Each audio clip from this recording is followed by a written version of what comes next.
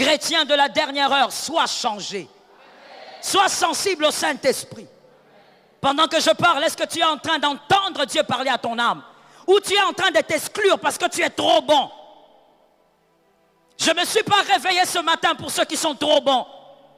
Je suis venu parler à ceux qui ont un cœur humble pour reconnaître qu'ils ont besoin de la transformation. Ils ont besoin du changement. Ils ont besoin que le Saint-Esprit influence leur cœur. Que le Saint-Esprit influence ton cœur. J'ai envie de dire à quelqu'un, Jésus n'est pas un marabout. Jésus est un transformateur de vie. Jésus est le donneur du salut. Il n'est pas un marabout. Il n'est pas le Dieu qui doit te donner seulement le pain et tout ce que tu recherches. Il est un transformateur de vie. Il change la prostituée en apôtre. C'est lui Jésus. Marie de Magdala devient l'apôtre de l'Europe. Il change les impudiques en hommes purs. C'est ça Jésus. Jésus n'est pas un marabout. Que l'Éternel te transforme. Malheur à celui-là qui a un cœur de Naaman et qui est même protocole à l'église, qui est au service d'accueil à l'église. Tu as tellement le cœur de Naaman que personne ne t'a envoyé. Mais toi-même, tu commences à donner aux gens des places par rapport à leur habillement. Malheur à toi. Tu amènes la malédiction à l'église. Arrête ça au nom de Jésus. Je dis arrête au nom de Jésus. Je n'ai pas entendu arrête au nom de Jésus. Dis amen que ton frère arrête au nom de Jésus. Tu es au service d'accueil. Toi, tu donnes maintenant des places aux gens par rapport à leur façon de s'habiller, par rapport à leur façon de donner. Tu donnes la place aux gens par rapport à leur français. L'église, ce n'est pas pour ça. L'église, c'est pour sauver les âmes. Et tout le monde peut s'asseoir partout. Je n'ai pas entendu. Je n'ai pas entendu. Je n'ai pas entendu. Tout le monde. Si on dit cette place ici, c'est pour les pasteurs, c'est pour l'organisation. Mais sinon, ce n'est pas un endroit comme un endroit pour des, je ne sais pas, des empereurs ou des rois. Non, dans la maison de Dieu, c'est Jésus qui est roi. C'est Jésus l'empereur. C'est Jésus qui mérite d'être glorifié. Il n'y a pas de place spéciale pour des hommes spéciaux. Dans la maison de Dieu, tout homme est spécial. Mais vous amenez les démons à l'église. L'esprit de Python. Où les hommes maintenant, il y a des gens qui se sentent méprisés, délaissés, diminués, pétrifiés. Parce que vous ascensez certaines personnes. Et pourquoi vous les ascensez? Vous avez le cœur de Haman. Vous jugez les gens selon leur habillement. Vous jugez les gens selon leur manière de venir. Quand vous voyez quelqu'un venir en babouche, vous dites, vous mettez-vous là-bas derrière. Oh, est-ce que tu connais cet homme dans le monde des esprits? Est-ce que tu connais sa valeur? Sa valeur, c'est la croix. Sa valeur, c'est la croix. Je disais, sa valeur, c'est la croix. Mais comme tu as le cœur de Haman, toi, tu juges tout par le matériel. Tu respectes les hommes par le matériel. Celui que tu respectes, peut-être même c'est un tombeau blanchi. Tout homme est à respecter. Tout homme est à aimer. Pourquoi tout homme? Je ne dis pas d'abord le chrétien, tout homme. Parce que tout homme est créé à l'image de Dieu. Les Haman, il est converti. Il est dans une église. Il prie le Seigneur. Il aime le Seigneur. Mais il n'a pas de compassion envers son frère. Il aime son chien plus qu'un humain. Il peut voir quelqu'un souffrir de faim. Il passe. Il regarde, il dit voilà, ces mendiants, ces chégués qui détruisent la société. Il critique, il passe. Mais quand il arrive chez lui, il donne à son chien la viande. Il est converti, chrétien, diacre, ancien, pasteur. Le cœur de Haman. Moi, j'aime mes chiens. J'ai 2 chiens. J'aime beaucoup les chiens. Mais je ne donnerai jamais la même valeur à un chien qu'à un homme. L'animal reste animal. Jésus n'est pas venu mourir pour les animaux. Jésus est venu. Pourquoi tu ne dis pas amen? Tu me déranges. Jésus est venu pour mourir pour les humains, pas pour les animaux. On les aime, mais ils ne peuvent pas avoir la même valeur qu'un humain. Mais les Aman préfèrent encore caresser son chien que aider son frère qui vient à l'église en babouche. Combien de fois ça t'est déjà arrivé de venir au culte et de regarder ton voisin, de savoir s'il a besoin d'un pantalon? Combien de fois? Ou tu viens à ton culte, tu te mets, tu finis, tu sors, tu pars. Parce que pour toi, tu penses que c'est ça le culte. Le prochain, il ne compte pas. Combien de fois tu es venu au culte et tu as remarqué qu'il y a un monsieur qui vient toujours avec une chemise déchirée? Non, tu n'as pas le temps pour lui. Toi, tu t'occupes de tes affaires. Tu veux que Dieu te bénisse, toi, toujours toi. Les Aman.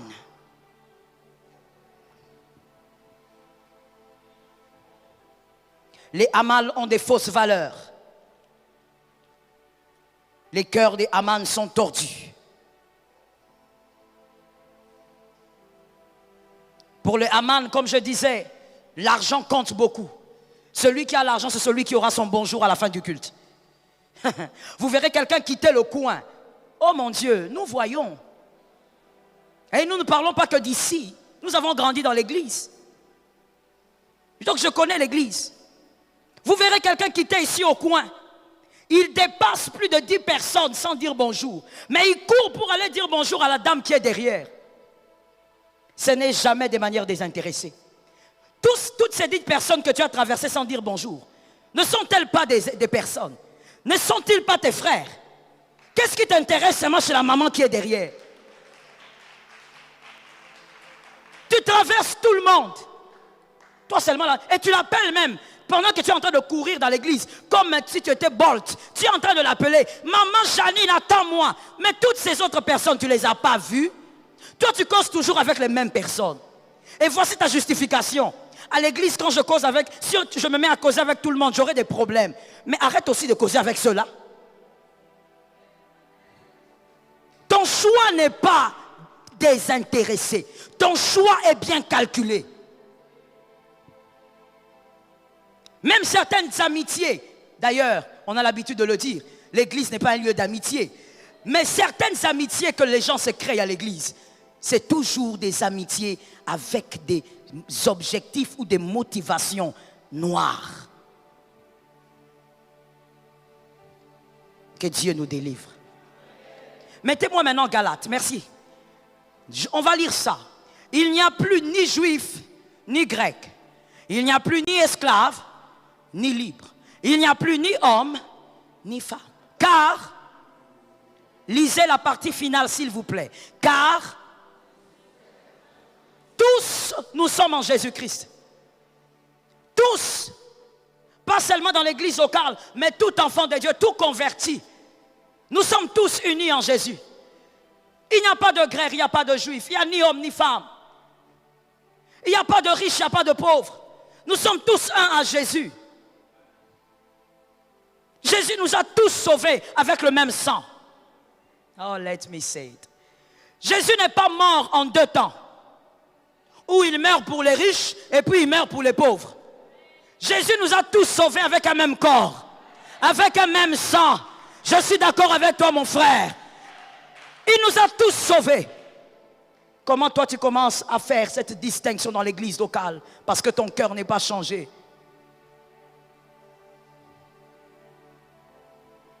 Aimez tous les hommes,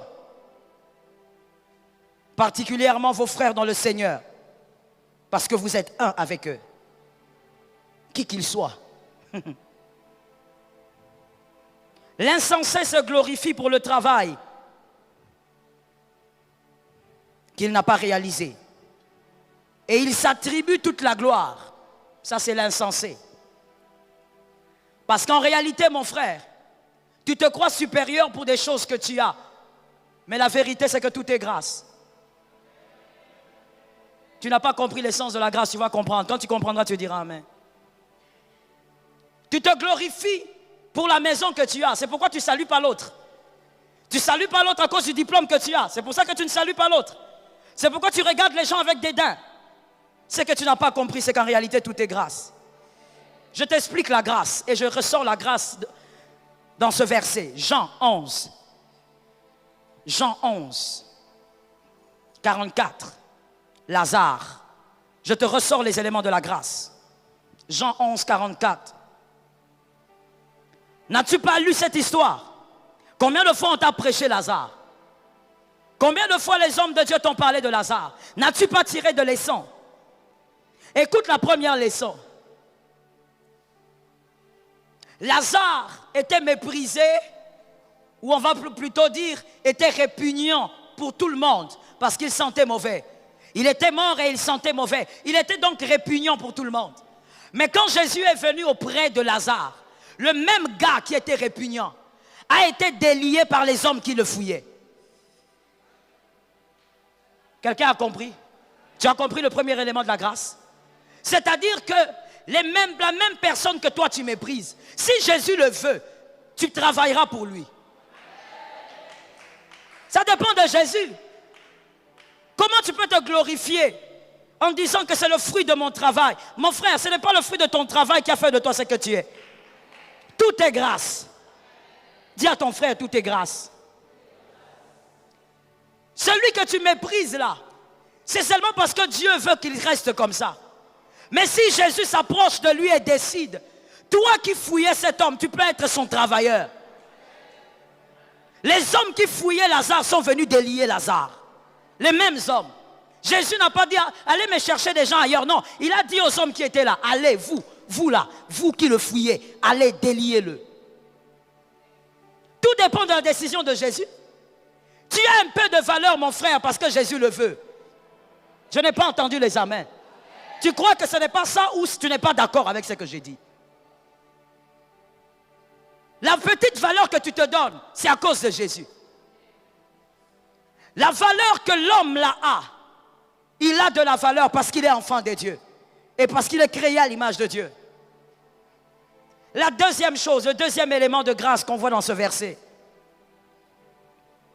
celui qui a été caché derrière la pierre, parce que Jésus a demandé qu'on ôte la pierre, celui qui était caché derrière la pierre, celui qui était invisible dans la société à cause des circonstances de la vie, si Jésus parle, il peut devenir visible. Si Jésus dit seulement un mot sur sa vie, même ce matin, si Jésus dit un mot sur sa vie, il peut devenir visible. Et finalement, ton respect va encore changer.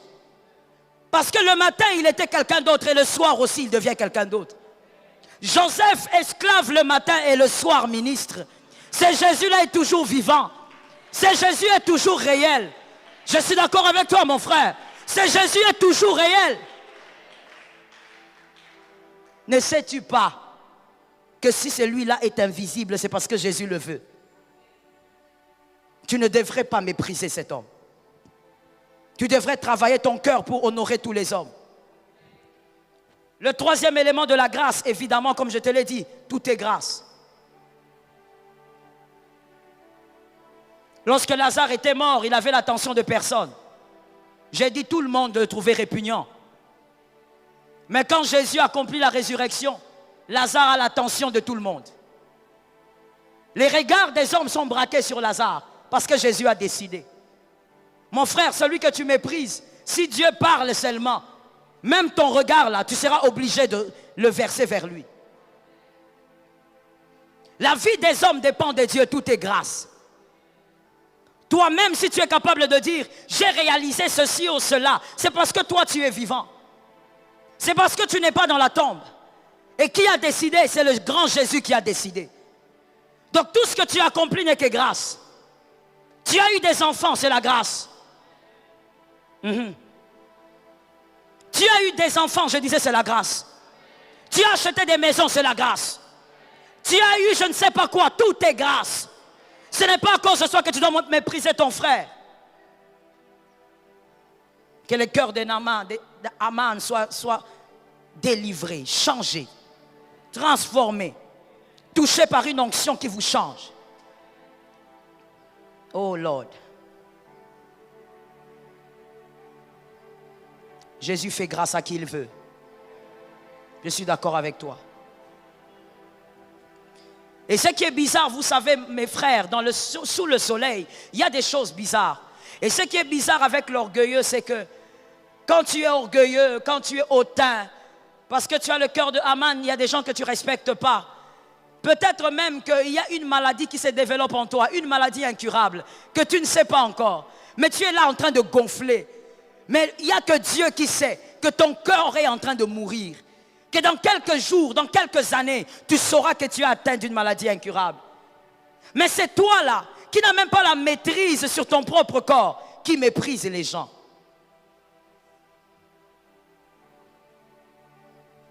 Que Dieu nous délivre du mépris. La valeur d'un homme est cachée dans 3 principaux éléments. La valeur d'un homme est cachée dans 3 principaux éléments. Le premier est son identité spirituelle. Ton frère est important parce qu'il est enfant de Dieu. Ton frère est important parce qu'il a été gagné par Jésus. C'est un racheté comme toi. Ton frère est important.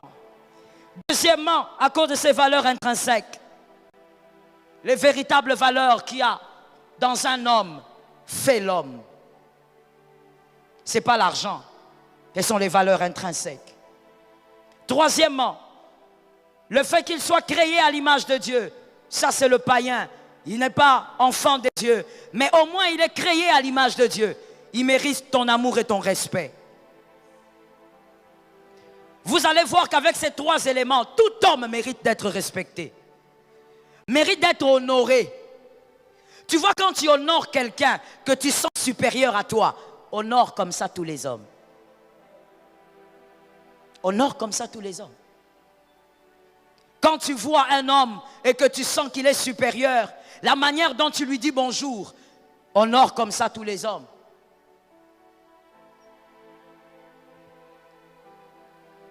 Que Jésus nous aide. Que quelqu'un dise à son âme, Seigneur, délivre-moi du mal. Est-ce que tout le monde l'a dit? Que quelqu'un dise, Seigneur, délivre-moi du mal. Voilà pourquoi même par rapport à notre nation, nous avons des gros problèmes. Nous aurons du mal toujours à faire des choses comme il faut. Pourquoi? Parce que nous n'avons pas les bonnes valeurs alors que nous sommes enfants de Dieu. Nous n'entretenons pas les bonnes valeurs alors que nous sommes enfants de Dieu. Toi, tu as le cœur de Haman, tu es converti. Mais tu n'as pas subi la transformation. Tu as le cœur de Haman. Dis à ton frère, écoute ceci et que ça te délivre. Quelque part, j'ai dit, tu as le cœur de Haman. Pour toi, tu respectes les gens selon leur tribu. Selon leur tribu. Et tu es à l'église. Oh God. Pour toi, il y a des gens qui ne sont pas importants à cause de leur tribu. Pour toi, c'est votre tribu qui est supérieure. Que quelqu'un lève sa main droite et dise, on parle de moi. Pour toi, tu te dis, c'est votre tribu qui est supérieure. Toi, tu penses que l'importance d'un homme est cachée dans ses origines tribales. Et c'est comme ça que même pour notre nation, on aura du mal. Vous savez, même les colonisateurs, ils savent que même s'ils vous donnent l'entièreté du contrôle et de la gérance de votre nation, vous n'allez pas la gérer. Vous n'allez pas la tenir. Pourquoi? Parce qu'ils savent que même si tu donnes aux Congolais entre ses mains toute la gérance de la nation, ils vont s'entretuer jusqu'à ce qu'ils vont laisser la chose. Pourquoi? Parce que vous ne votez, par exemple, vous ne votez pas les gens à cause de leur cerveau. Vous votez les gens à cause de leur tribu. Tu vas voter un député parce qu'il est de chez toi. Insensé. Tu vas voter un président parce qu'il est de chez toi. Au lieu de chercher la tête, la matière grise, toi tu te dis, s'il est de ma tribu, c'est qu'il vient bien travailler. Qui t'a dit que l'intelligence dépend des origines tribales? Voilà comme ça vous choisissez mal même dans votre propre pays. Les colonisateurs disent, laissez-les, ils vont s'entretuer. Ces Africains-là, ils sont incapables de réfléchir avec leur tête. Ils sont trop émotionnels. Au lieu de choisir quelqu'un qui va aider la nation dans son domaine, qu'il soit député ou autre, toi tu demandes d'abord comment il s'appelle. Tu entends le nom. Si le nom là ne sonne pas comme le nom de ta tribu, tu votes quelqu'un d'autre. Voilà le problème.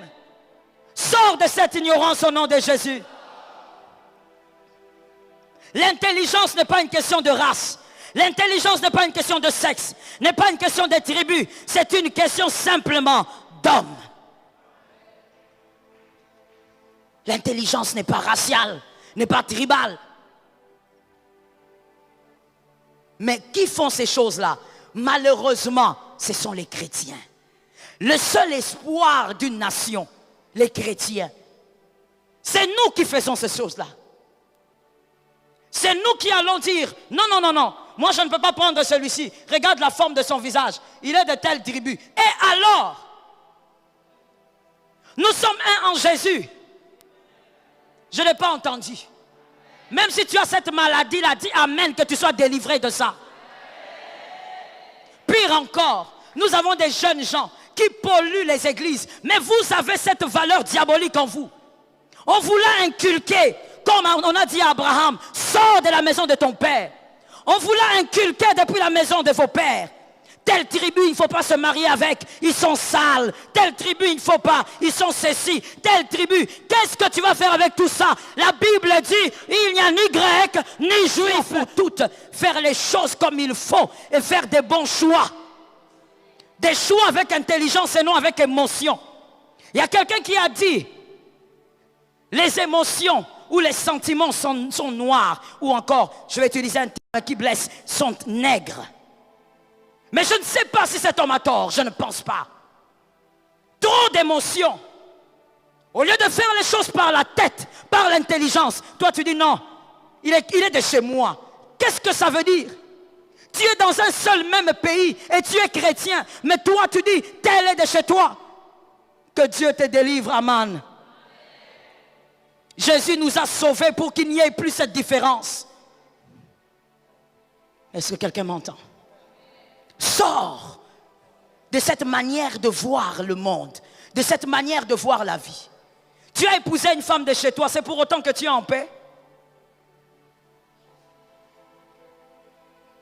Le cœur de Haman, dans les ténèbres. Et ce sont les ténèbres qu'on amène même à l'église. Les gens dans l'église qui se regroupent selon les tribus.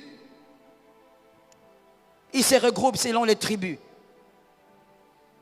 Et même à la fin des cultes, ils sont très à l'aise dans ça, tellement que ce sont des Naaman. Ils ne se gênent même pas. Que Jésus nous délivre. J'ai quelques minutes, je vais finir en disant ceci. Les Haman, on voit que même dans le mariage, c'est la même chose. Le Haman, comme il n'a pas un cœur transformé, même marié, il a le même discours. Les Haman, vous allez entendre dire, surtout quand c'est un homme, il va dire à la femme, moi je t'ai ramassé. C'est moi qui ai fait de toi ce que tu es. Toi tu étais dans la pauvreté, dans le noir. C'est moi qui t'ai donné une forme. C'est moi qui ai donné un sens à ta vie. Aucun homme ne peut donner le sens à la vie d'un autre. J'ai entendu les amens, je suis d'accord avec. Aucun homme, aucune femme ne peut donner à la vie d'un autre un sens. Le sens vient de Jésus. C'est Jésus qui est le sens de toute une vie. Est-ce que quelqu'un entend? Même les hommes dans leur paganisme, ils ont dit, derrière un grand homme, il y a une grande femme. Ils ont dit où? Je ne t'entends pas. Ils ont dit où? Derrière. Ils n'ont pas dit, la grande femme, elle est en train de fabriquer cet homme. Elle est derrière. C'est-à-dire que c'est un instrument que Dieu peut utiliser pour faire de l'homme le grand homme qu'il est devenu. Mais aucun homme n'a le pouvoir de donner le sens à la vie d'un autre. C'est Jésus qui est le donneur de la vie.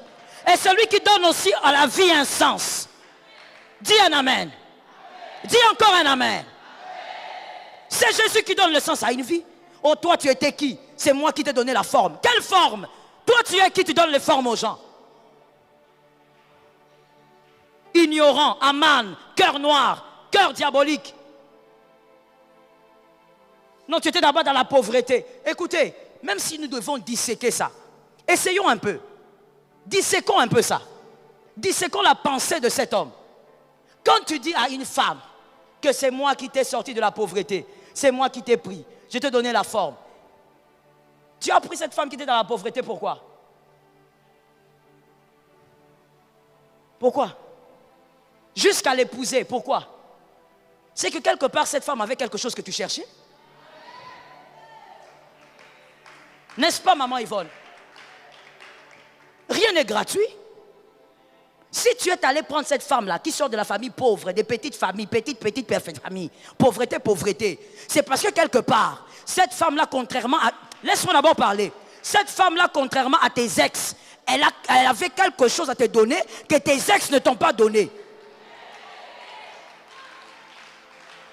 Si cette femme-là n'avait rien, tu n'allais pas aller à l'Odébar la chercher.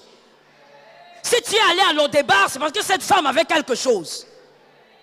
Donc rien n'est gratuit. Personne n'a aidé personne. Ou si vous voulez, on peut dire ça autrement. On s'est entraîné. Hein? Tu m'as sorti de l'Odébar parce que moi j'avais quelque chose à te donner.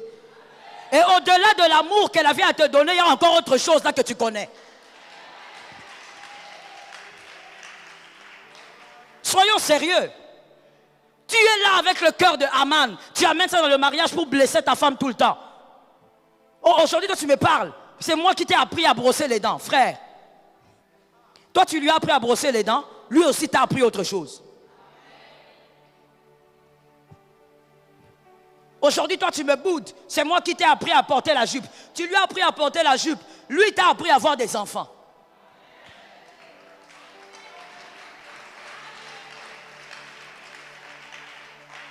Il ne faut pas amener le cœur de Naman dans le mariage. Ça blesse les gens. Sois plutôt transformé.